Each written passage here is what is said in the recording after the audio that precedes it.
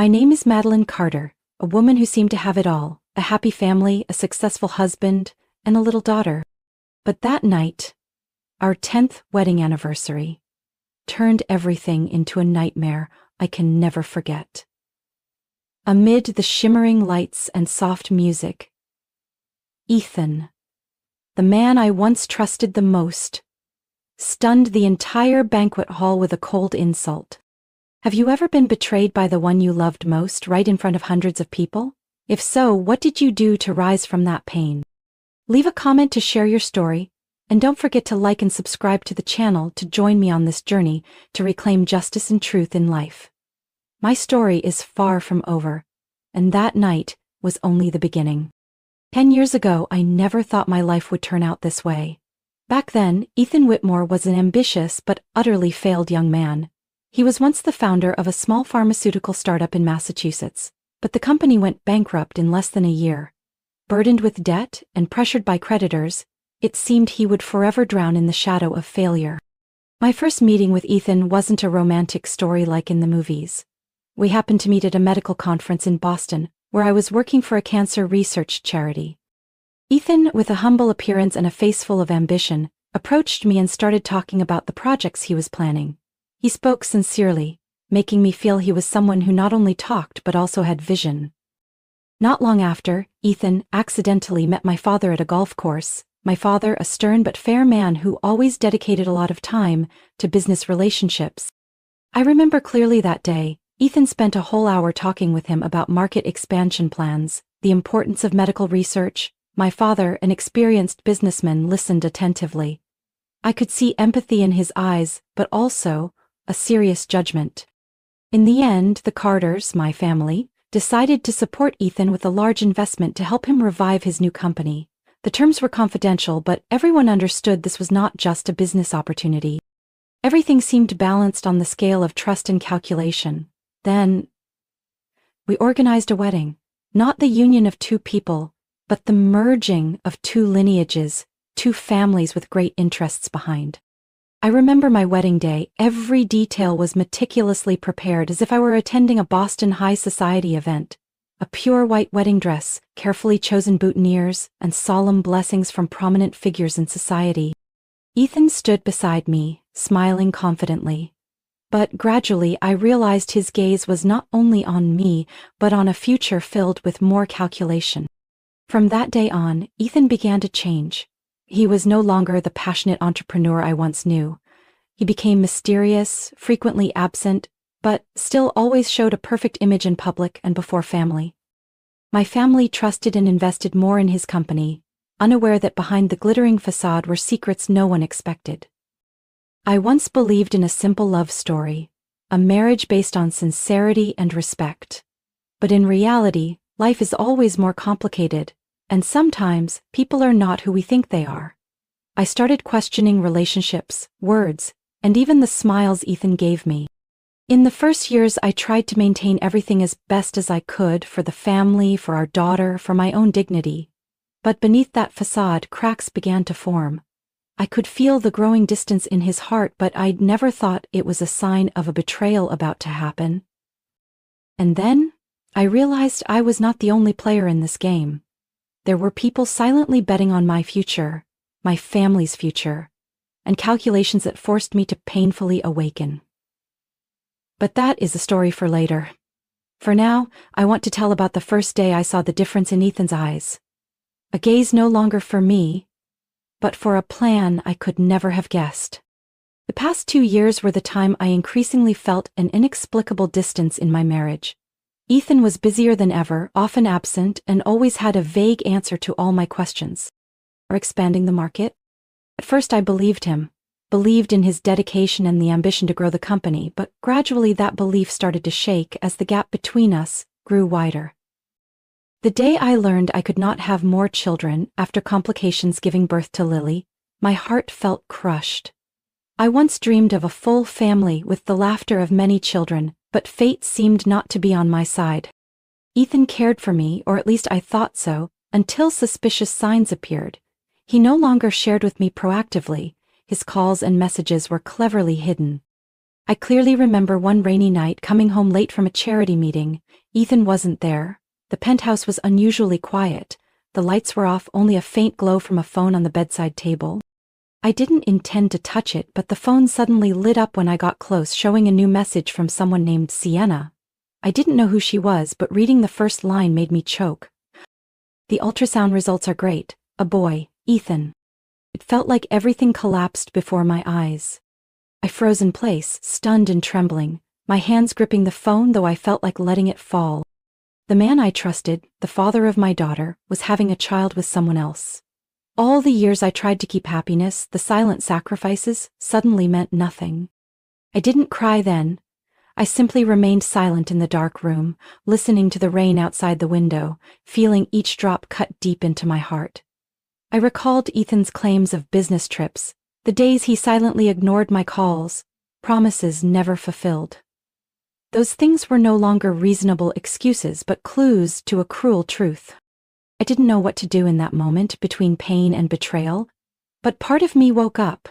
I couldn't continue living in the darkness of lies, couldn't let my daughter grow up in a house built on fake shells. I began asking questions I had feared before. Who is Ethan? Was our love real? And what awaits ahead? In the following nights, I quietly monitored the messages and calls Ethan tried to hide. I realized Sienna was not just a secret lover, but part of a plan I didn't fully understand yet. The cryptic messages, secret meetings, and especially the changes in how Ethan handled business, forced me to be more alert than ever. I wondered if someone was behind Sienna. Was Ethan being controlled or used for some purpose? And did I have enough strength to face and find the truth? Those questions are not for me, but for anyone who has ever felt betrayed in their own home. That night, after my daughter had fallen into a deep sleep beside me, I sat in the darkness, thinking about everything that had happened and what was yet to come. I was no longer the innocent girl I used to be, unwilling to accept everything passively anymore. I made the decision to break my silence, because the truth is not only something that needs to be known but also the only thing that can free me from this storm. I knew that to get to the bottom of the truth I needed help. After days of struggling alone with pain and doubt, I realized I needed someone outside to help me lift the curtain on the truth. Noah Jameson, a private investigator who had helped my father with complicated cases, was the first person I turned to. I lacked the strength to confront a man who was both my husband and my adversary in a silent war. Someone I had once trusted completely. Noah was not easily swayed by emotions or flowery words. He was a middle-aged man, with salt and pepper hair and sharp eyes like an old fox, having solved many complex cases in the underground worlds of business and law. When I first met him, I brought fragments of an untold story, messages, unanswered questions, and especially the growing suspicion in my heart. We sat in a small cafe on the street amid the noise of life outside, yet the atmosphere inside was strangely calm. I pulled out a thick file folder, documents my father had left before he passed, carefully hidden as if he had foreseen a coming storm. I handed Noah a handwritten note from my father, written in stern but clearly warning handwriting. If Ethan changes after 5 years, investigate Sienna, not just a lover. Noah was silent for a long moment, then nodded. I understand, Madeline. This isn't a simple affair anymore. I will help you get to the root of this. I breathed a sigh of relief because at least now I had a strong ally to walk through the darkness with me. Noah got to work immediately. He infiltrated Ethan's life deeply, from calls, secret meetings to confidential financial transactions. Every day, I received detailed, meticulous reports Noah sent, step by step exposing the layers of lies. After just a few weeks, Noah uncovered a truth even more horrifying than I imagined. Not only secret dates with Sienna, Ethan was quietly transferring shares of the company my family and I had built for years to another person. That person was no stranger. Harper Lang, my personal lawyer, whom I'd trusted and entrusted with most legal matters since my father's death. The betrayal was not only by my husband but also by someone I considered family, my support. Harper Lang, with a cold face who once smiled warmly in meetings, now appeared like a ghost behind all the darkest schemes. Noah even found emails and encrypted documents where Harper and Ethan discussed plans to manipulate shares, seize control of the company, and how Madeline, had to be removed from the CEO position in the most sophisticated way. I recalled working with Harper, the times she advised me to sign documents I didn't fully understand. Back then I'd trusted too much, thinking she was just helping protect my interests. But now, I realized I had become a pawn in a big chess game, and Harper was the opposing player's commander. When I discussed this with Noah, a wave of anger rose in me, but at the same time a stronger determination than ever. Noah, I need clear evidence to bring them to light. It's not enough for me to know. I need to prove the truth. I understand, and I won't stop until you have it all. Day by day, the clues revealed sharpened my awareness and steel. I realized that in life people don't always fight the obvious enemy in front of them. Sometimes the enemy is right beside you, disguised as the closest person, waiting for the right moment to stab you in the back. I was once an innocent girl who never imagined facing such a complicated conspiracy, but now I had no way back. The investigation had begun, and I knew my next step had to be an uncompromising confrontation. Every morning I woke up, I told myself to be stronger, tougher. Not just for myself, but for my daughter's future, Lily. I would not let anyone take away what my father built, nor let myself be destroyed by this cruel betrayal.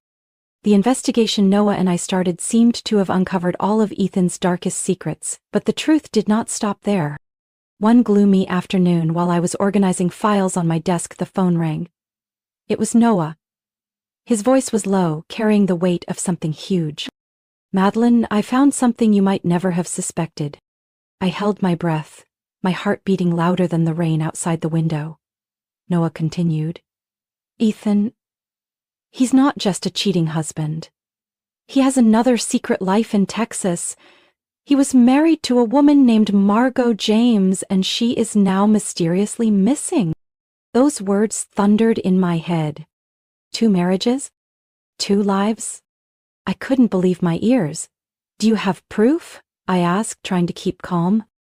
Noah sent me a series of documents. Marriage certificates, recently deleted emails recovered from servers, and police reports from Texas about Margot's disappearance. All pointed to an Ethan I never knew, a man living a double life, far wiser and more ruthless than the image he built before me. Why would Ethan keep this secret? I wondered silently, but Noah had the answer. He's using the fake marriage to avoid responsibility and hide his past, and the most important thing? He's not alone in this game. Once again, I received a message from Noah, this time even more chilling. Harper Lang, the lawyer I had trusted completely, who had been by my side for 7 years, was actually Ethan's ex-girlfriend. They had planned together to switch ownership contracts, manipulate medical reports to declare I was unfit to care for and raise my daughter. I remembered every time Harper made me sign complex legal documents I never thoroughly read. At that time, I thought it was normal procedure to protect rights and keep my family business running smoothly. But in reality, those were traps cleverly set, prepared to push me out of the game when the right moment came. This deceit not only broke my heart but threatened the future of my daughter. I felt betrayed by the closest people, trapped in a web of conspiracy I couldn't escape without strength and careful preparation. I asked Noah, "What do you think they will do next?" He replied, "Harper is very dangerous, Madeline. She knows every legal loophole and is willing to do anything to protect their plan. She will try to throw me off the trail and may even deliberately harm you and your daughter." Hearing that, my heart ached, but at the same time a fire of determination flared inside me. I could not let them win, could not let my daughter grow up in the shadow of lies and betrayal. I had to do something, prepared to face the coming challenges. I looked into the large mirror in the room and saw a woman who had shed the innocence of the girl I once was. She was a mother, a wife, a leader, ready to stand up and claim justice for herself and her family. I whispered to myself, "Madeline, this is not the end, but the beginning of an uncompromising battle." The air around me seemed to freeze. Every step, every breath was filled with determination and preparation. Ethan and Harper had made a mistake thinking I would easily submit. I would expose everything, show the world their true faces, and I would not stop until the truth was fully revealed. Deep in my soul, I knew I had to be strong not only for myself but also for Lily, the innocent little daughter I had to protect from the remnants of a fake marriage. After discovering the dark truth about Ethan and Harper, I understood I had to act more carefully than ever, not only to protect myself but also for Lily's future. I couldn't let my daughter get caught up in the storm of chaos slowly approaching. So, I made an important decision. Secretly move Lily to live with Aunt Evelyn in Vermont. A peaceful place, far from prying eyes and the troubles of the city. I will always remember that day when Lily looked at me with innocent eyes, not understanding what was happening. I gently told her, "Mom wants you to have a quiet place to study and play where nothing can bother you." She hugged me tightly in a sweet comfort I knew would be a foundation for both of us to get through this difficult phase. While Lily was cared for lovingly in Vermont, I began putting my counterattack plan into motion. Following my father's advice before he passed, I focused on rewriting the entire prenuptial agreement, based on the preliminary will he left. Ethan had signed the original years ago, but I had modified it to include special clauses, including a mutual silence clause, a powerful legal tool designed to limit harmful actions against each other in case of disputes. I don't want to use dry legal terms to describe this, but inside, I understood the hidden power in those pages. They were not signatures or clauses. They were a silent pact between Ethan and me, a weapon I could use to protect the rights I deserved and lock down the schemes he had devised. In addition, I asked Noah to prepare video recordings capturing Ethan secretly meeting and exchanging with Sienna. Using sophisticated tracking devices I had installed long ago, we gathered every undeniable minute to prove Ethan was not only a betrayer, but also a conspirator, stealing the future of both me and my daughter. Each video sent to me tightened my heart but also gave me strength. I knew those images would be sharp weapons in the legal battle ahead. Noah always warned me about the dangers of Harper and Ethan. They wouldn't hesitate to use any means to win, including illegal acts or covert violence. But I was ready. I was no longer a weak girl, I was a Carter woman, holding my father's legacy, and above all, the greatest love for Lily. Day by day, I spent time reading and rereading the contract, consulting lawyers to ensure every detail was perfect. Every word was carefully considered, leaving no loopholes for the opposition to exploit. I also learned to stay calm and patient when hearing rumors and gossip, because I knew silence and thorough preparation were the ultimate strikes. There were times I felt lonely and exhausted, but Lily's image always appeared in my mind, her innocent eyes, pure smile, and her soft words. "Mommy, I love you." That was the priceless motivation for me to move forward, not allowing myself to fall. I told myself that in life there are times when we must do difficult things. Sacrifice what is dear to protect what is more valuable. Hiding Lily from the storm was not abandonment but absolute protection. I would bring her back when everything was peaceful, when I was ready to face new challenges with her. My plan was not only preparation for the legal fight, but also a journey to find myself again. I learned to love myself, to rise from the ruins, and understand that true strength is not never falling, but knowing how to stand stronger each time we stumble. I cannot predict what the future holds, but I know I will not be alone. Beside me are loyal friends, steadfast allies like Noah, and above all, unconditional love for my daughter. The reason I cannot stop fighting, cannot stop believing in the light at the end of the tunnel. In long nights when the city was quiet, I often sat by the window looking out, silently calling Lily's name, praying she would always be safe and happy.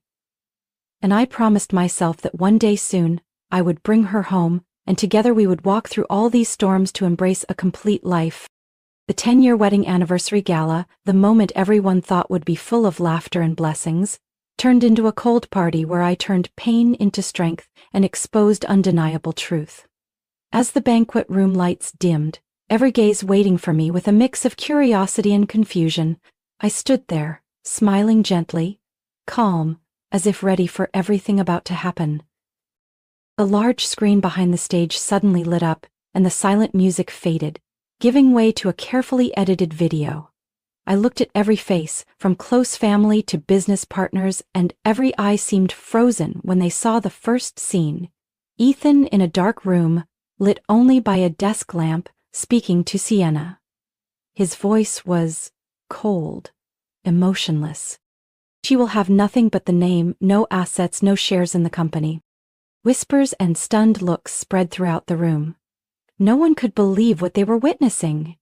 It was not only the promise of a betraying man, but also a ruthless plan to steal the future of me and my daughter. Next, the video switched to a leaked recording. It was a conversation between Ethan and Harper Lang, the lawyer I once trusted the most.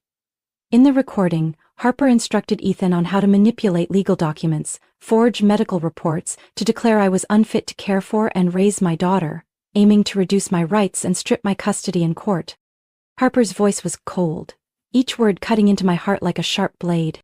We will make sure she loses all evidence, and when the trial happens, everyone will think she's unfit to be a mother. Ethan, you must make sure everything goes according to plan.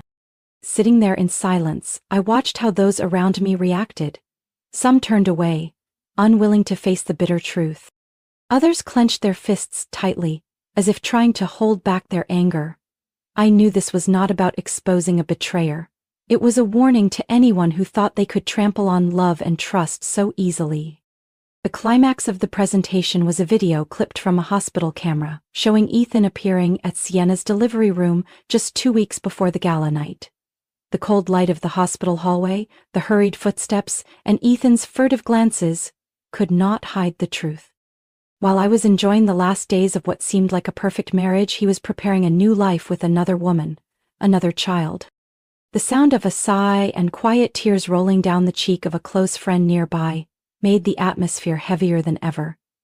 I stood up, walked to the center of the room, my eyes cold but full of determination, fixed on Ethan, who was still frozen as the facade he had spent years building collapsed.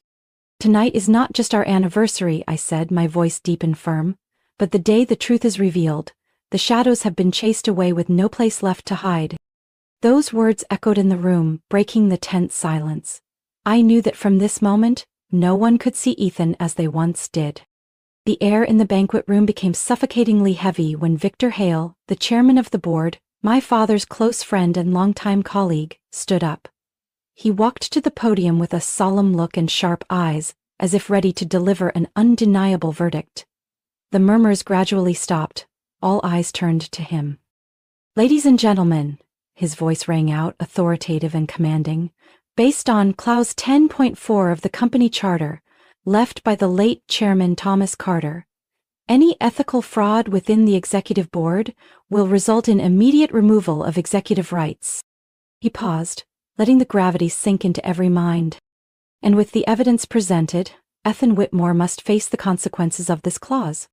I could feel the vibrations in the room, eyes shifting from surprise to doubt, then gradually to silent agreement.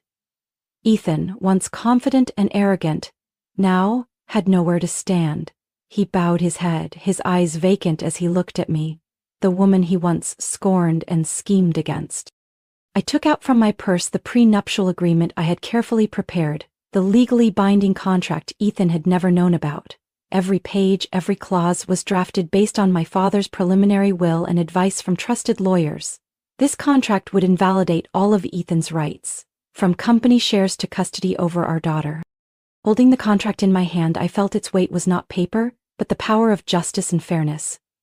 I looked directly at Ethan, my voice clear and unwavering. "This is the undeniable truth, Ethan. All your rights are clearly defined in this document, and from this moment you will cease to be the head of this company." Meanwhile, chaos began to spread. Sienna, the woman Ethan had used to cover everything up, sensed the coming storm and hurriedly stood up, eyes panicked. She left the banquet amid whispers and furious looks from the crowd. Not only that, Harper Lang, the lawyer I had trusted most, could not escape the stern stares of board members and attorneys in the room. News about her being investigated by the Massachusetts Bar Association quickly spread, raising questions about professional ethics and betrayal of trust. Positioned in the eye of the storm, I felt the chaos around me but held on to calm and determination. This was the moment I not only reclaimed my rights, but also declared war on anyone who thought they could exploit lies and betrayal for personal gain. The eyes of the guests focused on me, some full of admiration, others filled with surprise, but what I felt most clearly was liberation. Freedom from the pain and deceit I had carried for so long. Soon after the presentation ended, the footsteps of security guards echoed rapidly through the banquet hall. Ethan, still stunned and disoriented, had handcuffs placed on his wrists right in front of all the guests. Charges of corporate asset abuse and forged medical records left him unable to deny. The scene was like a thunderous blow, shattering the image he had worked so hard to build over the years. I moved to the side, observing everything unfold with an unusual calm. Inside, there was no room for hatred or sorrow, only relief and freedom.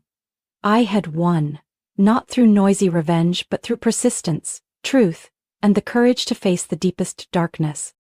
Immediately after, the company's board quickly convened and officially restored the CEO position to me, the position my father once held, with all pride and responsibility.